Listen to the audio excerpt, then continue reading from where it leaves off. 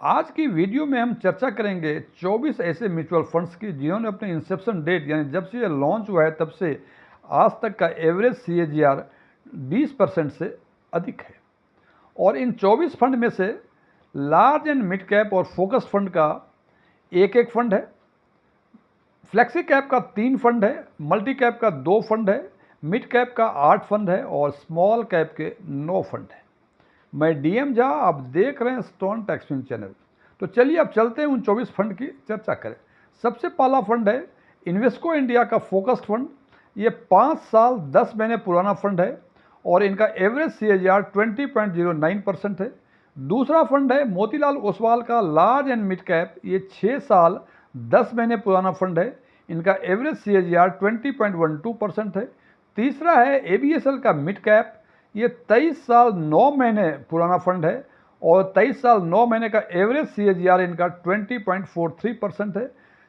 चौथा है केनरा रोबेको का स्मॉल कैप फंड। ये 7 साल 5 महीने पुराना फंड है, इनका एवरेज CAGR 20.64% है। पांचवा है ABSL का यानी आदित्य बिरला सन लाइफ का फ्लेक्सी कैप। ये 27 साल 11 महीने पुराना फंड है, इनका एवरेज CAGR 20.77% है। छठा है मोतीलाल ओसवाल का स्मॉल कैप। ये 2 साल 8 महीने पुराना फंड है और 2 साल 8 महीने का इनका एवरेज CAGR 20.87% है। सातवां है एक्सिस का स्मॉल कैप। ये 12 साल 8 महीने पुराना फंड है और इनका एवरेज CAGR 21.13% है। आठवां है ITI का फ्लेक्सी कैप फंड। ये 3 साल 5 महीने पुराना फंड है और इनका एवरेज CAGR 3 साल 5 महीने का 21.14% है। नौवां है HSBC का मल्टी कैप फंड। ये 3 साल 6 महीने पुराना फंड है और इनका एवरेज CAGR 21.52% है। दसवां है व्हाइट ओक कैपिटल का मिड कैप फंड। इनका 3 साल 10 महीने पुराना फंड है और इनका एवरेज CAGR 21.89% है। 11वां है JM का मिड कैप फंड। ये 3 साल 8 महीने पुराने फंड हैं और इनका एवरेज CAGR 21.92% है। 12वां है निप्पॉन इंडिया का मिड कैप फंड। ये 30 साल 9 महीने पुराना फंड है और इनका 30 साल 9 महीने का एवरेज CAGR 21.93% है। 13वां है इन्वेस्को इंडिया का स्मॉल कैप फंड। ये 7 साल 9 महीने पुराना फंड है और इनका एवरेज CAGR 7 साल 9 महीने का 22% है। 14वां है 14 पोजीशन पे बैंक ऑफ इंडिया का मल्टी कैप फंड। ये 3 साल 5 महीने पुराना फंड है और इनका एवरेज CAGR 21.10% है।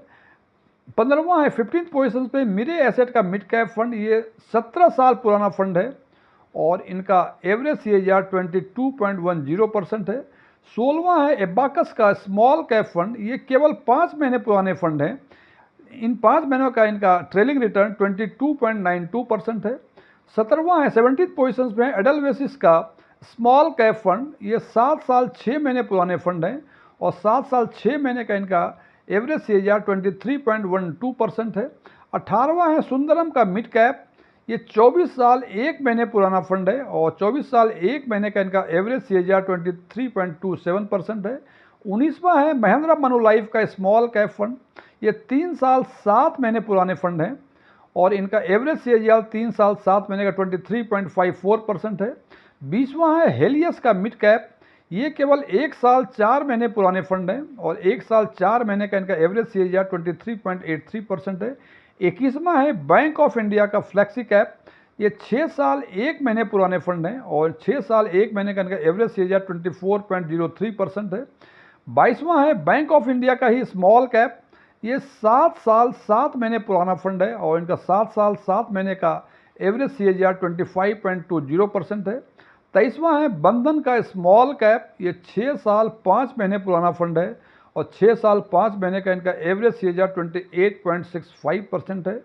और 24वां है यानी लास्ट है हमारी इस लिस्ट का यूनियन का मिड कैप, जो 6 साल 4 महीने पुराना फंड है, जस्ट बंधन स्मॉल कैप से 1 महीने बाद में लॉन्च हुआ है और इनका एवरेज CAGR 28.77% है।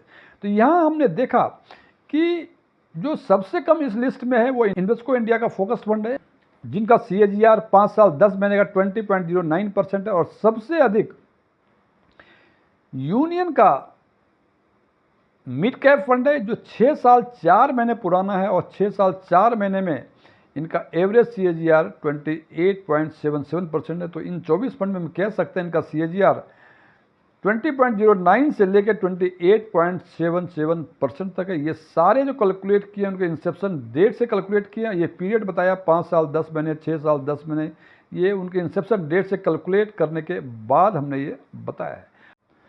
अब यदि इन 24 फंड को एक साथ एक नज़र में डालें तो हम देखते हैं कि इसमें 4 ऐसे फंड हैं जो 10 साल से अधिक पुराने हैं।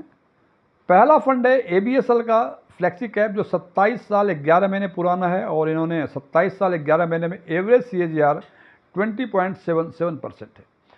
दूसरा है निप्पॉन इंडिया का मिड कैप फंड जो 30 साल 9 महीने पुराना फंड है और इनका 30 साल 9 महीने में 21.93% का CAGR दिया है।